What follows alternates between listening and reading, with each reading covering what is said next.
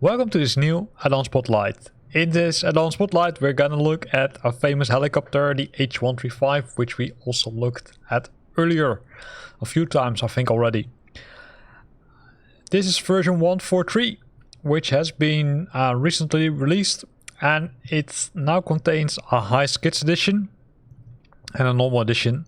So if you're a livery author and you want to, let's say, deliver a high quality liveries, then you need to specify it as a high skids edition.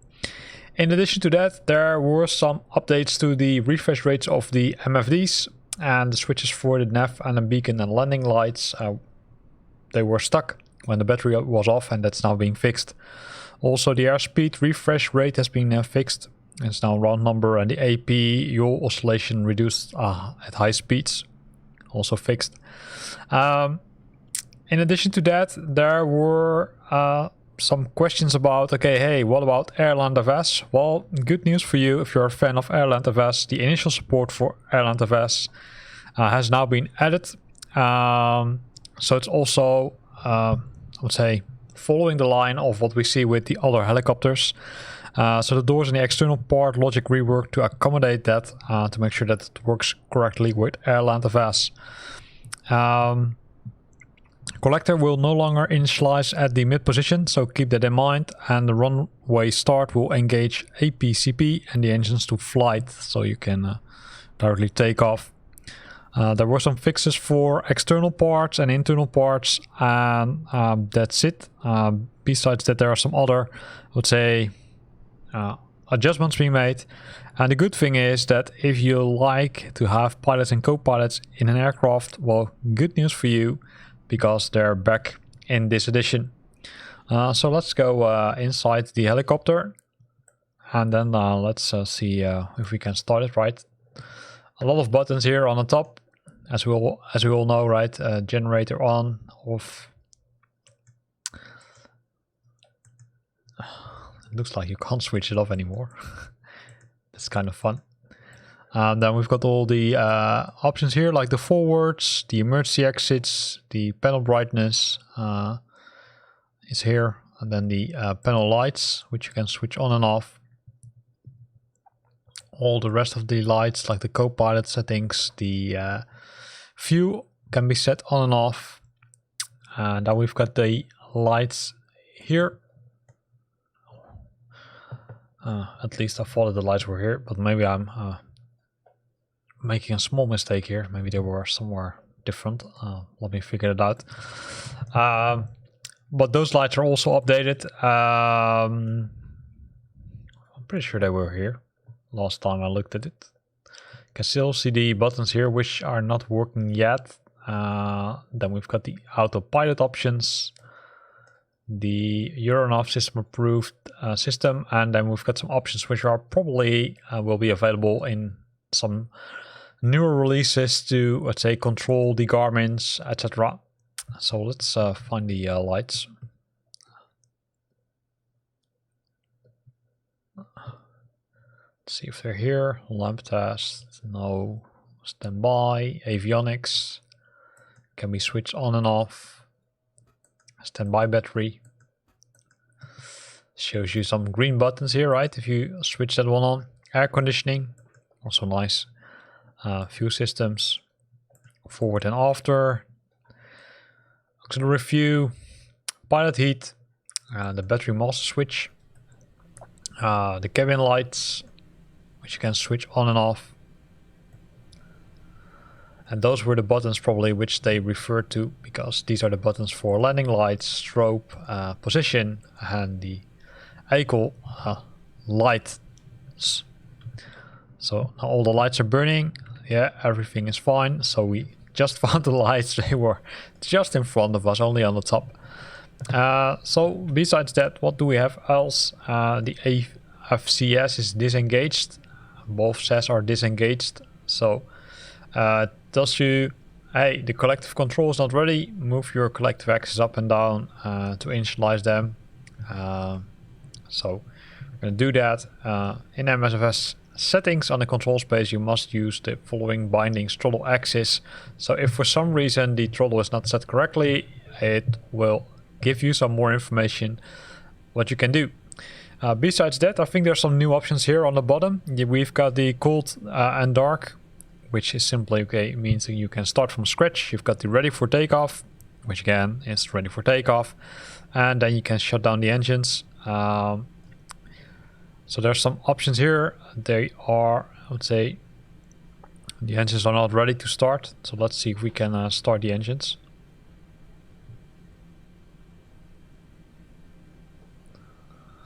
Takes some time, as you can see. They're building up the pressure. Prime pump is on. Maybe we should disable that. You can find it on the top right, the pumps. It's in this one, or it was not this. There was a prime pump. Probably needs to be switched off.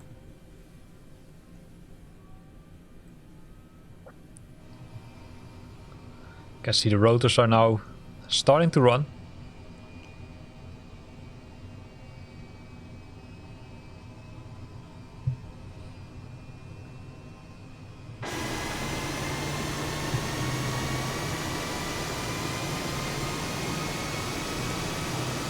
I think this helicopter is still the most impressive one I've ever seen. You can see it's also rotating nicely, right? So yesterday we looked at some helicopters where you didn't see this happening.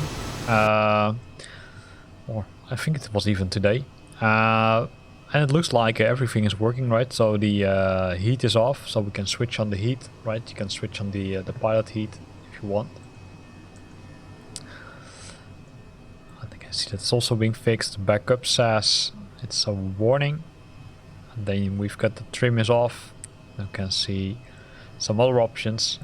So it's using this nice navigation system, right? It's based on the what it was called, the 750, the GTN 750, which has a lot of buttons. So you can go back to the message, can go to the maps, and you will see a lot of things. CDI, OBS. So this is nicely integrated into the aircraft. Currently the engines are both set to idle, right? So if we want to take off, then we need to, I would say, adjust that button. AFCS disengaged.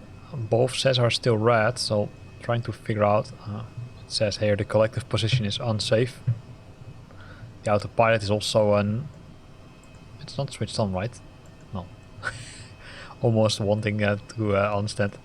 The then generator 1 is disconnected. Oh, that's probably not what we want. So let's go to the top and then switch on the generator number 1. Where is it? Finding it. Oh yeah, that was the one we played with, which we by accident switched off.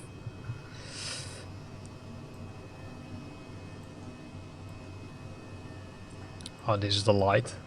You can also switch on that light. Something I didn't.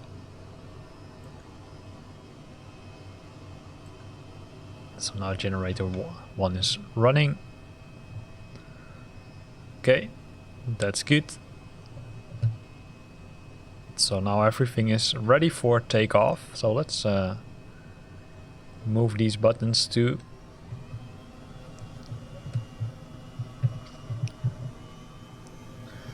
the right position, and then we're gonna slowly take off, right? So here we can see what happens. So we're hovering, I would say, not really hovering because we're moving, right? If you're hovering, then you're, I'd say, standing still.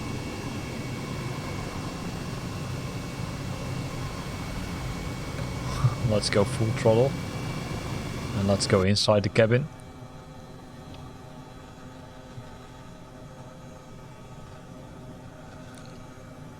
And we're airborne. So let's have a look if the aircraft flies a little bit better, because there were also some enhancements made to the flight model, especially when I think the autopilot was switched on. So let's try that. You can see that the buttons on the bottom are now disappearing, right? So we can say, hey, we're gonna fly with the autopilot. We can set the altitude. 4600. For some reason it keeps, I would say, climbing, so I'm wondering, okay, hey, why does it do that? Oh, probably because it was not aware that it needed to go to a lower altitude.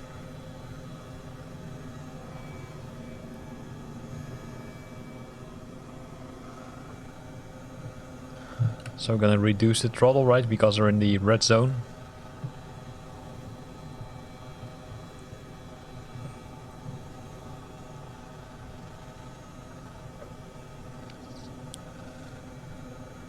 You can see the autopilot now also likes it, right? It starts to reduce altitude. The helicopter, right, has multiple options. You can see the VOR. You can see the it's set to 1, right, and that can be changed using the these options, right? You can set it to nav 2 or to GPS if you want. You can set the navigation from here. So the navigation can be used for navigation purposes, right? You can simply fly a specific direction, or you can use the navigation beacons using GPS to make sure that you're using those radio beacons for navigation purposes. Other than that, let me see what we have here.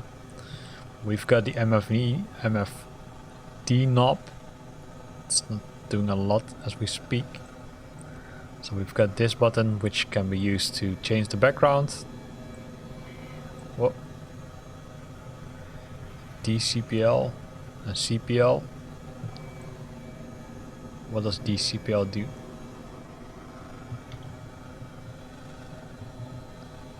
It does something. It switches on the as looks like the navigation. As you can see, it's now switched on. Yeah, so it switches on the navigation, so you can change that by pressing the DCPL button here. I'm trying to figure out where the knob is to change the say course itself. Normally in I would say in other aircraft there's the button which you can turn around to set the course. So we've got no passengers today. Trying to figure out where that button is. Looks like that the button is not built in the aircraft.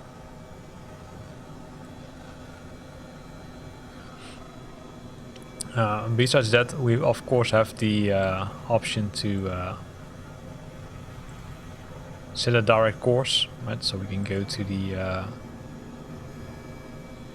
flight plan, or we can go to the nearest, select the airport, and then wait, and then we can select, for example, this airport. I can say view charts. We can get all the information, frequencies, etc.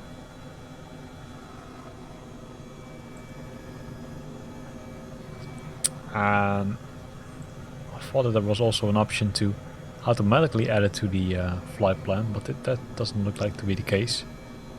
So remember this one. So let's go to the direct route in that case.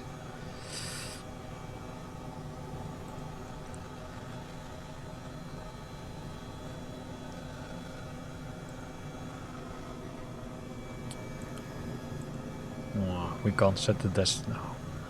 I thought that though, I'm pretty sure that there was. Let me double check it. Where can I find the direct option?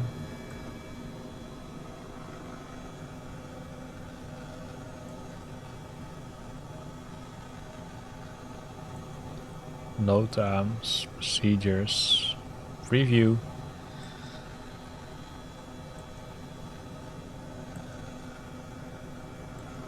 Runways, you can view the charts, the weather data.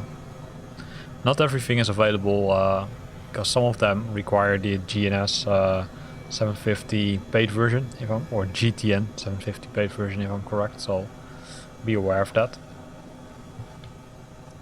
So we're flying nicely, right? So it goes pretty well. You can see that the aircraft flies more stable, or the helicopter flies more stable than previously with the previous releases. So the team did, I would say, nice work again. What else can I show you? well, nothing else than I would say this data, right? So it's just there. It's a pity that you can't, let's say, go directly to it from here. So you need to go back and then plan your flight. Would have hoped that the nearest option would also be, I would say, the direct flight too, because now you need to set this, set the origin and set destination. Well, in this case we're already airborne, right? So we're just wanting to know the directions to that other airport. 75. So use that one. Then we're gonna zoom out a bit.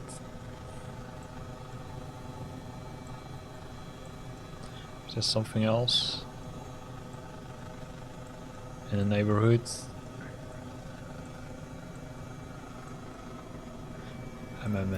Maybe.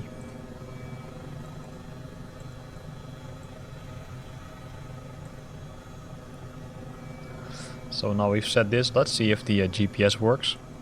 So we're gonna set it to heading, and that should normally, or sorry, navigation. I should say it was already set correct. Wondering why it's not picking it up. Because it says okay, map. It's 0. Oh, it thinks it's already there. So it looks like that something is broken on that piece. Normally you would expect it to work.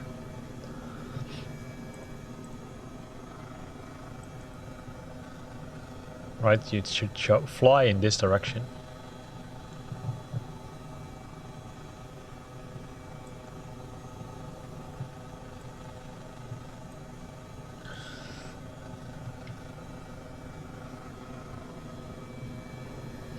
You can see that now starts to stutter a bit. But it flies better now than I would say a few versions back. You can see Copilot also enjoys it. So here ends this Addon Spotlight. In this Addon Spotlight we looked at the nicely developed H135, which is now also available as a high skids edition. So you can see the quality, or I would say, yeah, the quality is even improved more if you look at the graphical piece. Hopefully some liveries will be soon also be updated to this, I would say, high skill or high quality graphs. You can see that the helicopter still bumps around a bit, but hey, that's not an issue. As long as the pilots are liking it, that's fine. So, hope you liked this video. If you liked it, consider to use the like button. If you've got questions or comments, then feel free to post them in the comment box below. And if you want to stay up to date about new videos I'm posting, then consider subscribing to my channel. Thanks for watching and see you next time.